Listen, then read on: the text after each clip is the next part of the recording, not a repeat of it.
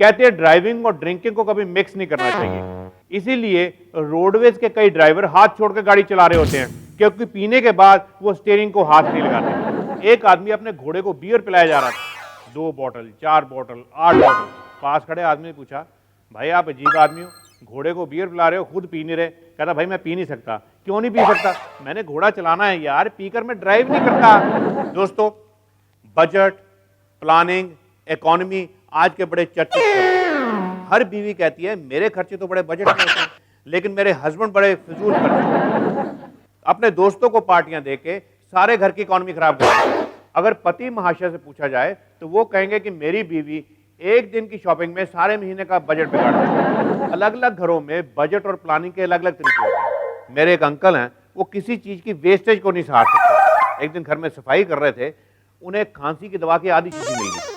उसकी expiry date पड़ी, बड़ा अफसोस हुआ, ये 15 दिन के बाद एक्सपायर हो रही है, ये शीशी तो किसी काम ही नहीं आएगी। उसी रात उन्होंने अपनी बीवी को ठंड में बाहर सुला दिया कि शायद उसकी बीवी को खांसी लग जाए और दवाई काम आ जाए। मेरी बीवी एक दिन मुझ पे बरस पड़ी, जितने फजूल खर्च तुम हो कोई भी नहीं। 5 साल से घर में वो आग बुझाने वाला यंत्र रखा हुआ, एक दिन भी काम नहीं आया।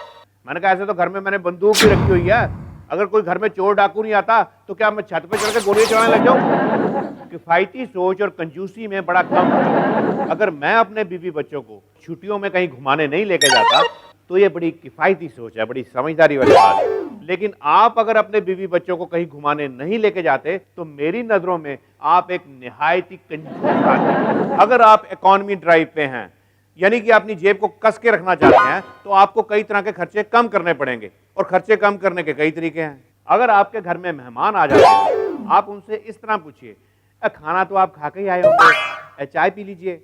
अगर बाई चांस वो चाय के लिए रेडी हो जाते हैं तो नया बहाना, वो जी बिल्ली दूध पी गई है, बिना दूध के चाय पीनी पड़ेगी। अगर वो इतना बेवकूफ़ है, कहते जी मैं बिना दूध के चाय पी लूंगा, फिर आपके पास और कई सवाल रेडी होने चाहिए। बैठो बैठो बादशाह बैठो।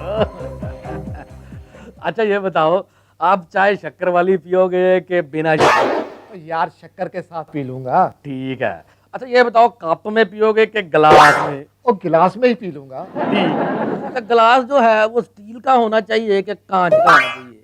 और कांच में ही पी लूंगा। ठीक है, कांच। अच्छा भाई साहब ये बताओ कि वो जो कांच का गिलास है वो डिजाइन वाला होए कि प्लेन? और प्लेन में ही पी लूंगा। ठीक है, प्लेन कांच के गिलास में है चाय। और रामू बेटे। हाँ जी साहब, क्या चाहिए? यार ऐसा कर, भाई साहब को गर्मा गर्म चाय पिला कांच के प्लेन गिलास में। कांच के गिलास?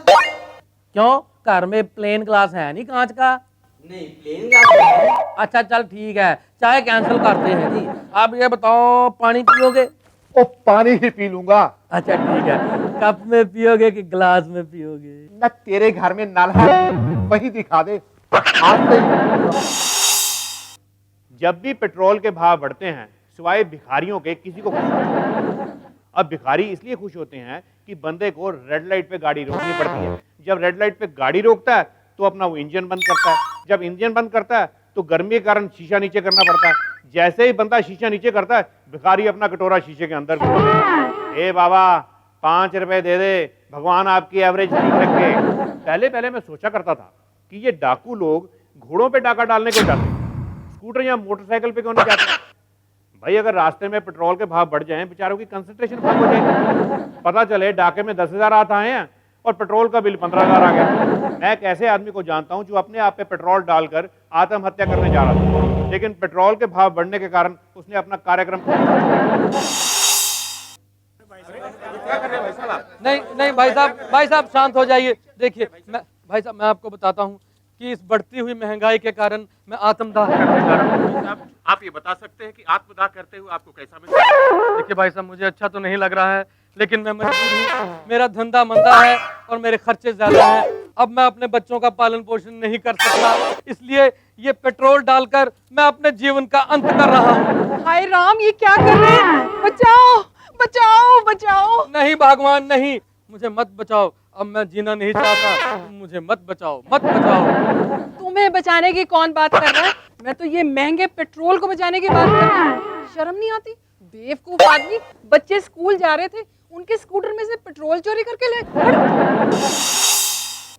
दोस्तों, जब भी कभी किसी एक्स चीफ मिनिस्टर के घर यहाँ रेड होती है, भाई जाहिर है कि एक्स चीफ मिनिस्टर के घर ही रेड होगी, वर्तमान चीफ मिनिस्टर के घर तो रेड होगी। मेरा मतलब, जब भी रेड होती है, करोड़ों की संपत्ति, फ्लैट, रेस्टोरेंट, होटल्स, कई तरह के कागज पकड़े जाते हैं। ऐसे में दो तरह के पब्लिक रिएक्शन सामने आते हैं। यार बड़ा करप्ट आदमी था, इतनी प्रॉपर्टी बनाई भाई साहब, रोजाना 1 करोड़ की आमदनी। लो, अरे ये तो कुछ भी नहीं यार, ये तो सिर्फ 10% है जो अखबारों में आई है। बाकी 90% उसने स्विस बैंक में जमा करवा रखी है। मैं तो कहता हूँ अपने ये जो करप्ट पॉलिटिशियंस हैं, इन्हें चाहिए कि फॉरेन में इन्वेस्ट करने की बजाय अपना काला धन इंडिया में इन्वेस्ट करें। और उस पर क्या हमें करना चाहिए कि उनको 15 अगस्त को सम्मानित करना। जब भी किसी के यहाँ सीबीआई की रेड होती है, उसे मुंह छिपाने की जरूरत है। सर उठा के स्टेटमेंट दो, ये मेरे विरोधी दल वालों की शरारत है, उन्होंने मुझे बलि का बकरा बनाने की कोशिश की है। दूसरी स्टेटमेंट ये देनी चाहिए कि मैं किसी भी इंक्वायरी के लिए तैयार हूं। भाई इंक्वायरी होते होते उम्रें निकल जाती हैं, चाहे आप रिश्वत लेते हुए रंगे हाथों पकड़े जाए। ये बयान बार बार दीजिए कि मैं देश सेवा और अपने फर्ज से कभी पीछे नहीं हटूंगा।